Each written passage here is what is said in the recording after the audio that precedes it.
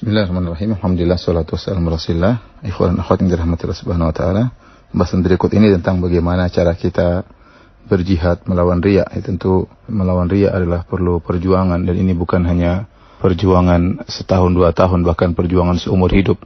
Karena syaitan senantiasa berusaha menggoda kita agar tidak terjerumus dengan riya. Syaitan tidak peduli seorang amalnya sebesar apapun, sumbangannya sebanyak apapun, sholat sunnahnya berapa ratus rakaat pun, ya, letihnya ya seletih apapun dalam beribadah, setan tidak peduli. Yang penting dia riya, selesai urusan. Ya, bagi setan yang penting dia riya, ya.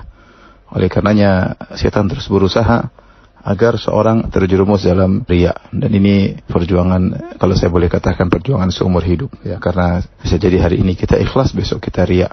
Jangankan hari ini ikhlas, siang ini ikhlas, malamnya bisa kita riya. Jangankan siang dan malam, bahkan detik ini kita ikhlas, bisa jadi detik-detik berikutnya kita sudah riya. Maka ada hal beberapa yang harus kita renungkan agar kita bisa kuat dalam berjihad melawan riya. Ada 4 perkara yang saya ajak ikhwan dan akhwat renungkan bersama. Yang pertama adalah merenungkan akibat buruk bagi seorang yang riya, bagaimana akibat buruknya di akhirat. Yang kedua, merenungkan bagaimana akibat orang yang riya di dunia, akibat buruk apa yang dia rasakan di dunia. Yang ketiga, merenungkan tentang hakikat orang yang kita harapkan pujiannya, kita dicari perhatian dari dia, ingin disanjung sama dia. Sebenarnya hakikat orang tersebut bagaimana. Yang keempat, perenungan tentang diri kita sendiri. Perenungan tentang diri kita sendiri. Ini 4 perenungan yang saya ajak ikhwan untuk merenungkannya. Adapun perenungan yang pertama, yaitu bagaimana tentang kesudahan orang yang riya di akhirat. Orang yang riya di akhirat sungguh menderita, ya, dipermalukan oleh Allah Subhanahu wa taala.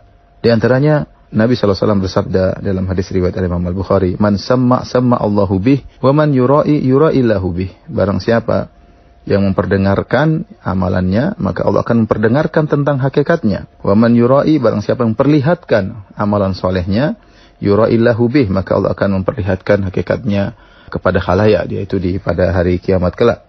Hadis ini ditafsirkan oleh para ulama dengan 2 tafsiran, ya. Yang pertama adalah jika seorang di dunia ternyata dia melakukan amal soleh dan dia menampakkan pada orang lain seakan-akan dia tulus, seakan-akan dia ikhlas, dan orang tidak tahu isi hatinya, maka pada hari kiamat kelak Allah akan bongkar isi hatinya. Allah akan perlihatkan kepada khalayak pada hari kiamat, orang ini dulu riya, orang ini dulu sum'ah, ya. Dia memperdengarkan amal solehnya ingin dipuji, dia memperlihatkan amal solehnya untuk disanjung, dia hanya pencitraan ketika beramal soleh. Ini tafsiran pertama dari hadis ini. Tafsiran kedua dari hadis ini yaitu bahwasanya pada hari kiamat kelak Allah akan memperlihatkan pahala dari amalan yang dia kerjakan. Dulu dia puasa, atau dia bersedekah, atau dia haji, atau dia umrah karena riya, dan dia sum'ah, dia dengar-dengarkan kepada orang lain agar disanjung. Maka pada hari kiamat Allah tampakkan pahala-pahala amal yang dilakukan. Bagaimana pahala puasanya, bagaimana pahala umrahnya, bagaimana pahala hajinya, bagaimana pahala sedekahnya, pahala yang besar yang dia lihat, yang sungguh menggiurkan pahala tersebut. Tiba-tiba pahala tersebut Allah jadikan hancur semua. Haba'an mansura, seperti debu yang bertebangan, yang tidak ada nilainya. Kenapa? Karena selama ini dia membohongi masyarakat seakan-akan dia ikhlas, maka pada hari kiamat kelak dia akan dibongkar sehingga dia terpedaya. Amal soleh yang dia lihat di depannya, dia menyangka bahwasanya itu adalah miliknya, ternyata dihapuskan oleh Allah Subhanahu wa taala. Ini salah satu akibat buruk bagi orang yang riya di akhirat. Akibat buruk yang berikutnya, yang kedua, ya, Allah Subhanahu wa taala mempermalukan mereka dengan berkata, ya, kepada orang-orang yang mura'in, hina yujazin nas, yaitu tatkala Allah memberikan balasan kepada manusia, ya.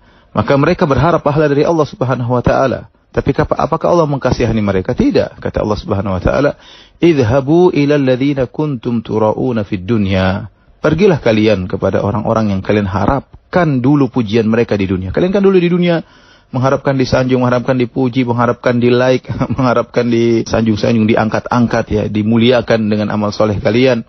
Maka carilah pahala sama mereka, ya. Bukankah kalian dahulu mengharapkan pujian mereka?